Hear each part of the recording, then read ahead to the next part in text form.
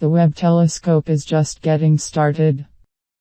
The first scientific results are coming in, and the 10 billion instrument is working even better than astronomers had dared to hope. So far it's been eye candy from heaven. The black vastness of space teeming with enigmatic, unfathomably distant blobs of light. Ghostly portraits of Neptune, Jupiter and other neighbors we thought we knew already. Nebulas and galaxies made visible by the penetrating infrared eyes of the James Webb Space Telescope. The telescope, named for James Webb, the NASA administrator during the build-up to the Apollo moon landings, is a joint project of NASA, the European Space Agency and the Canadian Space Agency. It was launched on Christmas 1 year ago, after 2 trouble-plagued decades and 10 billion, on a mission to observe the universe in wavelengths no human eye can see. With a primary mirror 21 feet wide, the Webb is 7 times as powerful as its predecessor, the Hubble Space Telescope.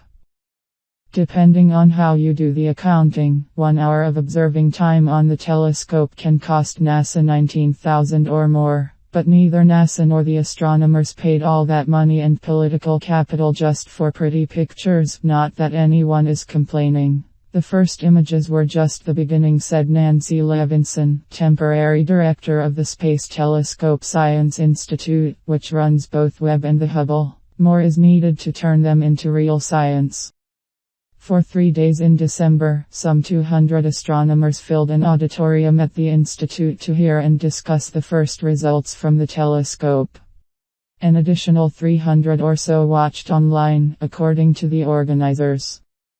The event served as a belated celebration of the Webb's successful launch and inauguration and a preview of its bright future. One by one, astronomers marched to the podium and, speaking rapidly to obey the 12-minute limit, blitzed through a cosmos of discoveries. Galaxies that, even in their relative youth, had already spawned supermassive black holes. Atmospheric studies of some of the 7 rocky exoplanets orbiting TRAPPIST-1, a red dwarf star that might harbor habitable planets. Data suggest that at least 2 of the exoplanets lack the bulky primordial hydrogen atmospheres that would choke off life as we know it, but they may have skimpy atmospheres of denser molecules like water or carbon dioxide. "We're in business," declared Bjorn Bennick of the University of Montreal, as he presented data of one of the exoplanets. Megan Ryder of Rice University took her colleagues on a deep dive through the cosmic cliffs, a cloudy hotbed of star formation in the Carina constellation, which was a favorite early piece of sky candy. She is tracing how jets from new stars, shockwaves and ionizing radiation from more massive nearby stars that were born boiling hot are constantly reshaping the cosmic geography and triggering the formation of new stars. This could be a template for what our own sun went through when it was formed, Dr.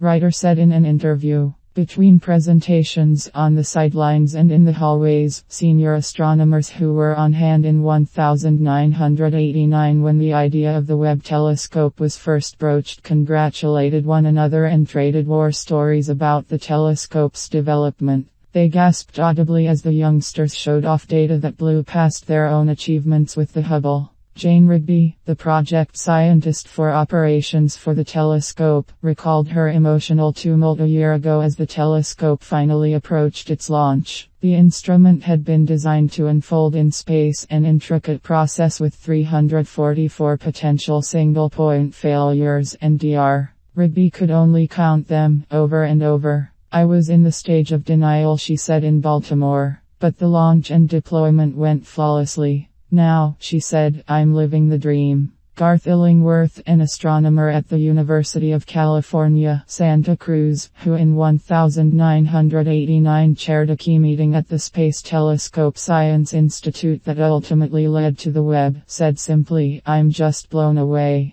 At a reception after the first day of the meeting, John Mather of NASA's Goddard Space Flight Center and Webb's senior project scientist from the start, raised a glass to the 20,000 people who built the telescope, the 600 astronomers who had tested it in space, and the new generation of scientists who would use it. "Some of you weren't even born when we started planning for it," he said. "Have at it." Thus far the telescope, bristling with cameras, spectroscopes and other instruments, is exceeding expectations. Its resolving power is twice as good as advertised. The telescope's flawless launch, Dr. Rigby reported, has left it with enough maneuvering fuel to keep it working for 26 years or more. These are happy numbers, she said, as she and her colleagues rattled off the performance statistics of their instruments. Dr. Rigby cautioned that the telescope's instruments were still being calibrated, so the numbers might yet change. Prepare to recalculate your results at the push of a button, she told a group of astronomers in the lobby.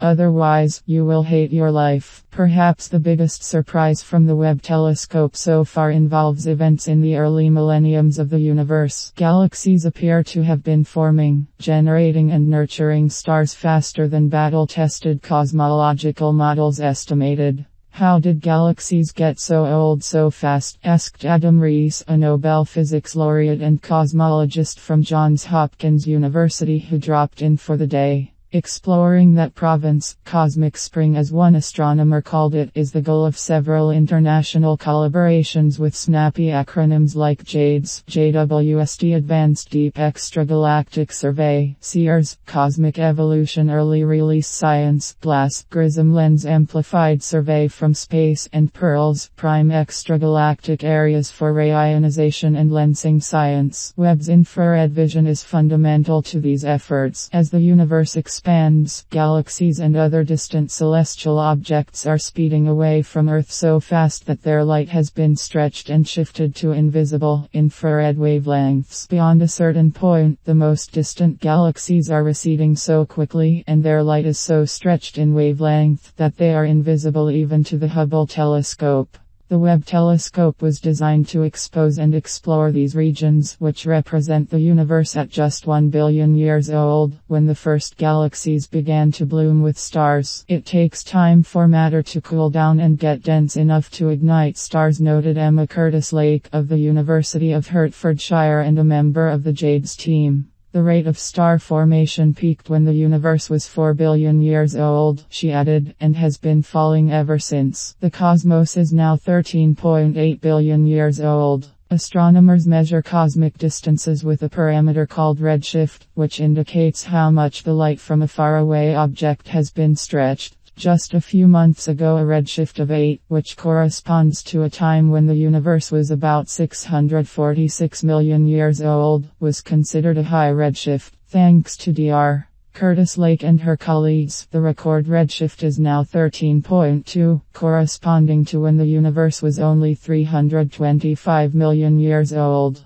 Dr. Curtis-Lake and her team had aimed the telescope at a patch of sky called Good South, looking for galaxies that Hubble had been unable to detect. Sure enough, there were 4 of them, specters in the heat fog of creation. Subsequent measurements confirmed that they were indeed way back in time. We didn't want to say we believed it, publicly said Brant Robertson, a JADES member from the University of California, Santa Cruz. The record is not expected to last long. The SEERS collaboration has reported a candidate galaxy that could have a redshift of 16, from when the universe was only 250 million years old. Experts are already arguing about whether these overeager galaxies reveal something fundamental and overlooked in current theories of the early universe. Perhaps some field or effect iced up gravity back then and sped up the growth of galaxies and black holes. Or perhaps the discrepancies merely reflect scientific uncertainties about the messy details, the gastrophysics of star formation.